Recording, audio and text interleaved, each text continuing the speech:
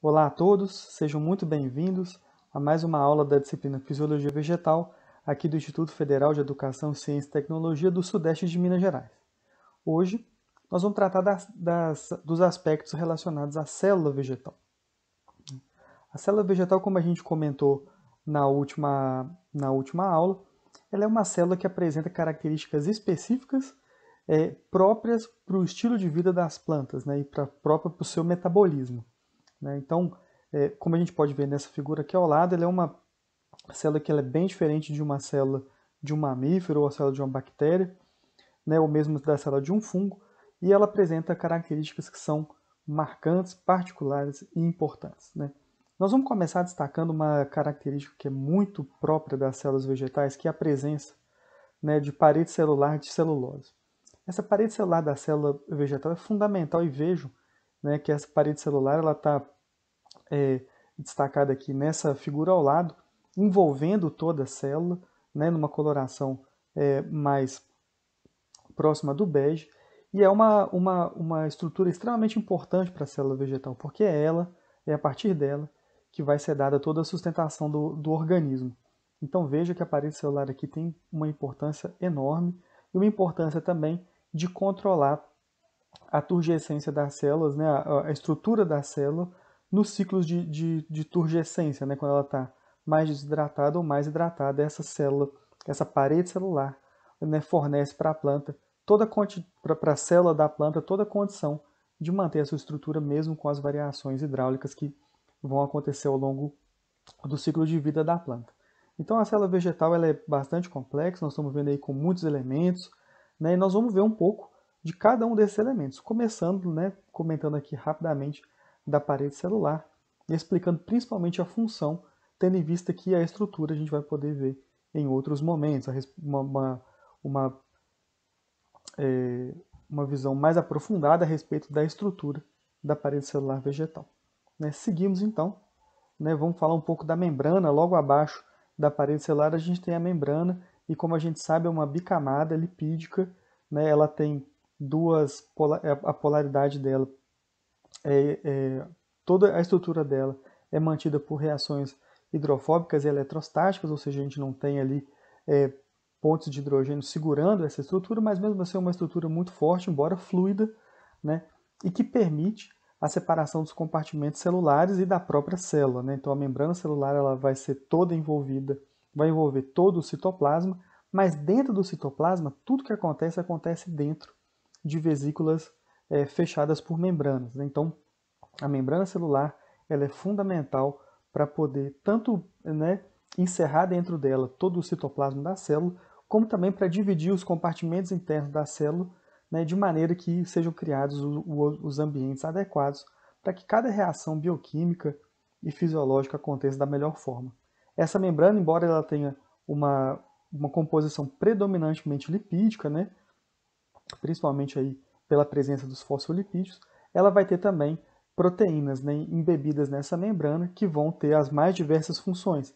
E nós vamos ver muito a respeito das proteínas que vão estar embebidas nessa membrana, que vão estar inseridas dentro dessa membrana, né, desde proteínas integrais até proteínas, né, que vão ter papéis fisiológicos e metabólicos muito importantes. Então, a membrana celular também faz parte dessa célula vegetal, né?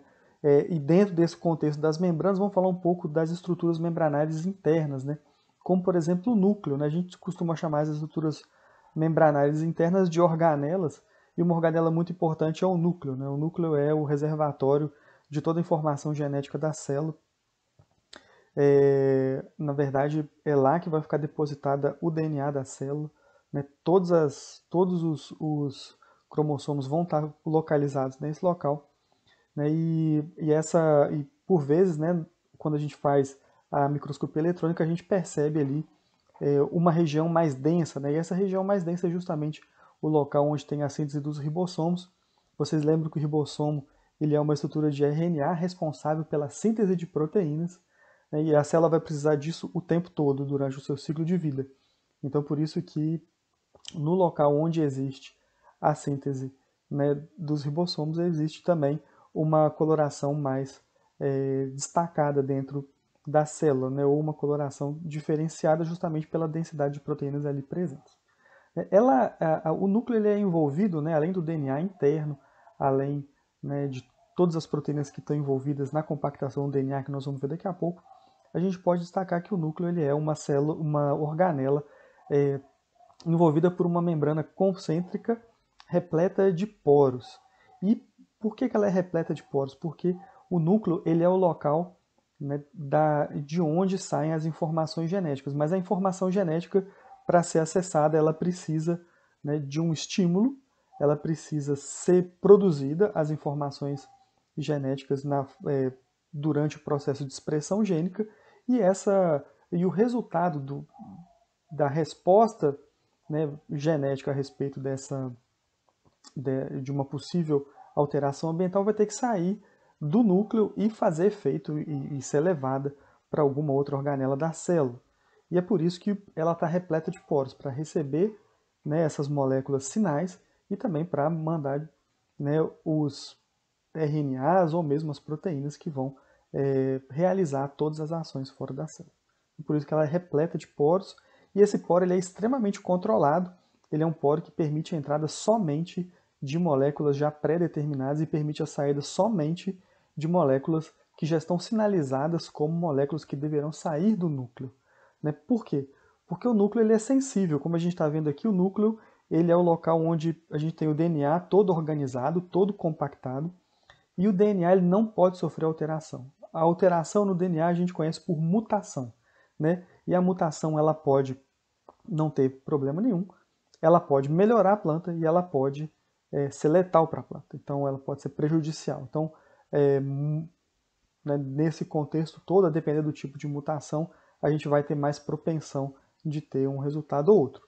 De qualquer forma, alterações no DNA não são desejáveis, porque a gente nunca sabe o resultado que vai acontecer.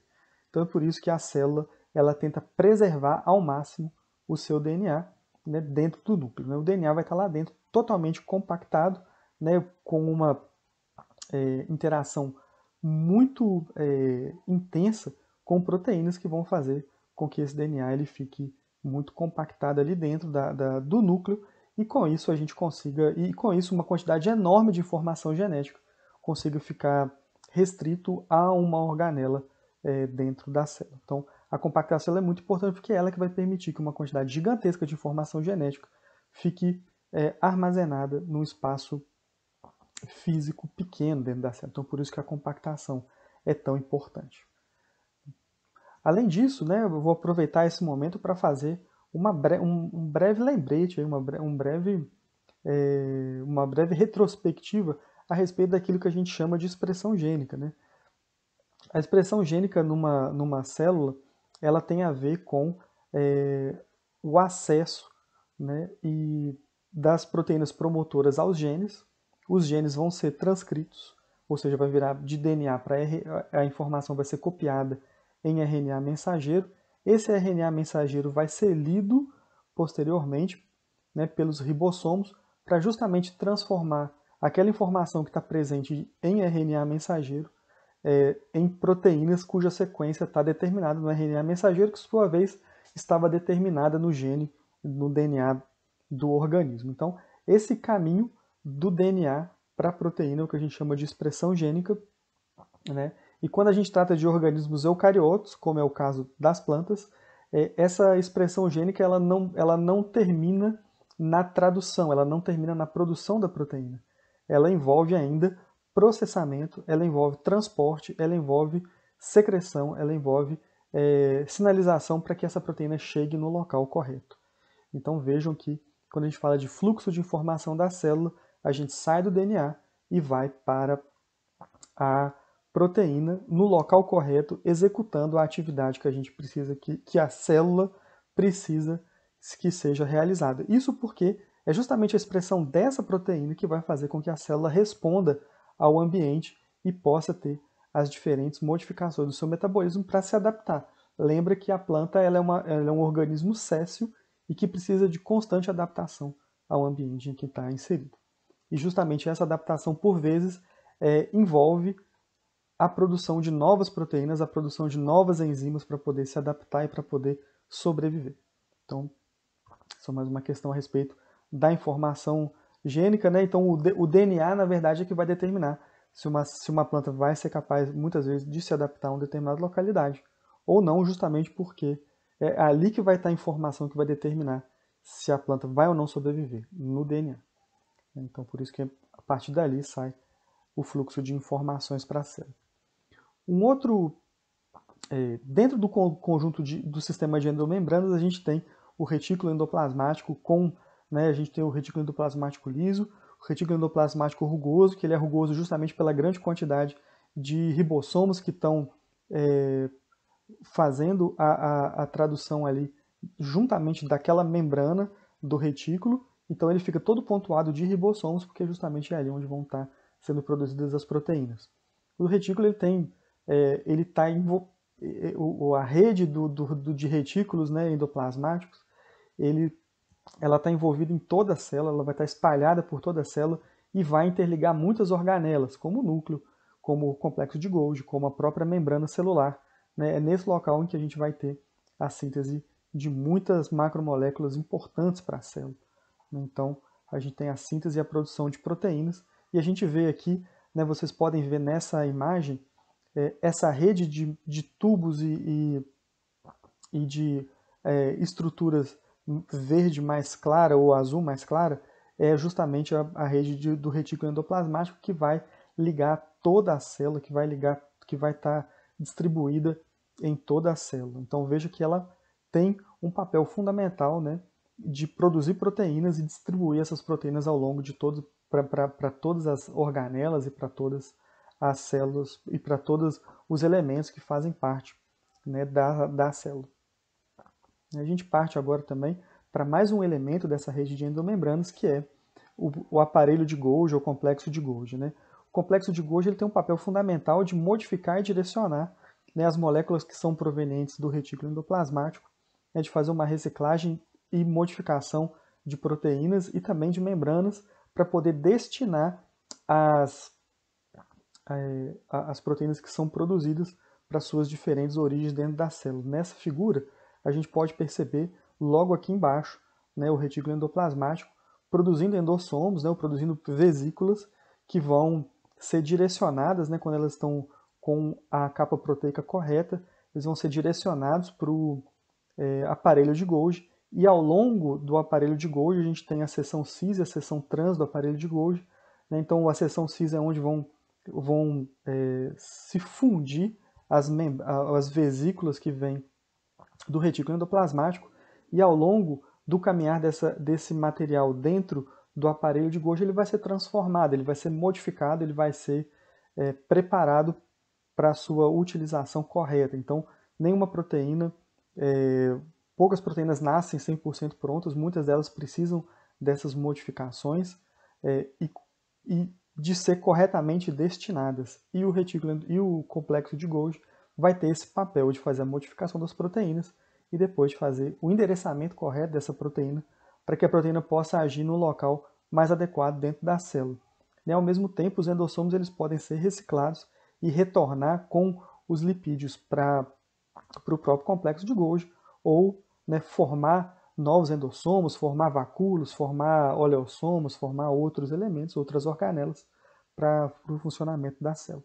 Então, o aparelho de Golgi tem esse papel, né, de receber as proteínas que foram produzidas no retículo endoplasmático e de destinar ele para o seu destino final, para ele atingir o seu objetivo de ter sido expresso. Né, ele foi expresso para quê? Foi expresso para ser enviado para fora da célula para agir como uma proteína extracelular ou para agir como uma proteína de membrana.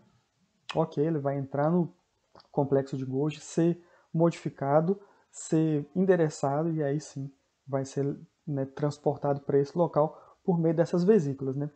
A gente vê que essas vesículas elas têm proteínas que ajudam a sua formação.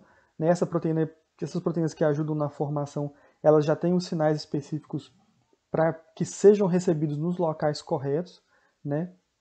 E ao mesmo tempo, todo esse transporte de vesícula ele é mediado pelo citoesqueleto que nós vamos ver, cujos elementos nós vamos ver daqui a pouco. Okay? Os vacúolos também, eles têm eles são parte importante da célula vegetal, justamente porque a célula vegetal, por ter essa característica sessile, ela precisa suportar momentos de excesso de água para poder sobreviver durante mais tempo e também momentos, né, de menor quantidade de disponibilidade hídrica. Então tem que ter uma reserva muito grande. É por isso que a célula vegetal normalmente apresenta grandes vacúolos, né, vacúolos bem consideráveis que vão ajudar a célula da planta a passar pelos momentos de escassez hídrica. Além disso, né, o vacúolo ele também tem o papel de não só de reserva de água, mas também de exclusão de compostos indesejáveis ou de compostos que que vão ser usados em momentos muito específicos, né? Então, quando a gente vê, por exemplo, o cálcio ele é armazenado, o cálcio ele é deletério para o citoplasma em concentrações muito altas. No entanto, ele é utilizado como mensageiro secundário, né, para controlar o funcionamento da célula, né, para controlar, por exemplo, a expressão gênica. A célula, para isso, mantém todo o cálcio, né, muito desse cálcio. Né, o cálcio vai estar presente nas membranas, vai ter um papel importante na formação e na solidez da membrana, mas também ele vai estar dentro dos vacúolos para poder ser liberado e emitir esse sinal como mensageiro secundário em determinado momento. Então, o cálcio ele é indesejável, ele atrapalha o funcionamento celular, né, se ele tiver em excesso, e para controlar essa quantidade o excesso fica no vacúolo. Da mesma forma como alguns metais pesados e alguns outros elementos que não são compatíveis com o funcionamento do citoplasma, eles acabam sendo armazenados dentro dos vacúolos.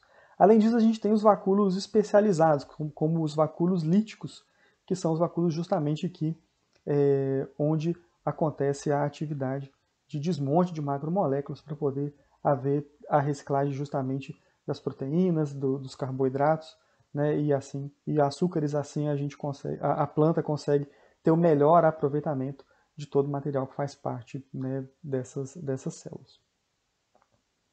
Bom, a gente parte agora para as organelas semiautônomas, ou seja, são as organelas que possuem DNA, né, e que têm uma característica. Só que esse DNA não codifica tudo aquilo que ela precisa. Então, uma primeira organela semiautônoma muito importante, uma organela semiautônoma de origem endossimbiótica, é a mitocôndria. Né? A mitocôndria a gente conhece, ela vai apresentar, né, as cristas mitocondriais, a matriz mitocondrial, né, e ela vai ser a mitocôndria ela é fundamental, né, para a transformação de energia, para utilizar todo o potencial eletroquímico e transformar esse potencial eletroquímico em ATP, que é uma moeda energética que pode ser usada em toda a célula. Então a mitocôndria ela é fundamental, né, nesse processo de transformação de açúcares, né, em ATP, para que esse ATP seja utilizado em outras atividades celulares, para que seja utilizado no movimento de organelas, para que seja utilizado em várias outras demandas que a célula pode ter. Então a mitocôndria ela é bastante importante. Eu estou apenas apresentando a mitocôndria, nós vamos ter muito tempo para conversar sobre ela e para entender tudo o que acontece dentro dessa organela. Né?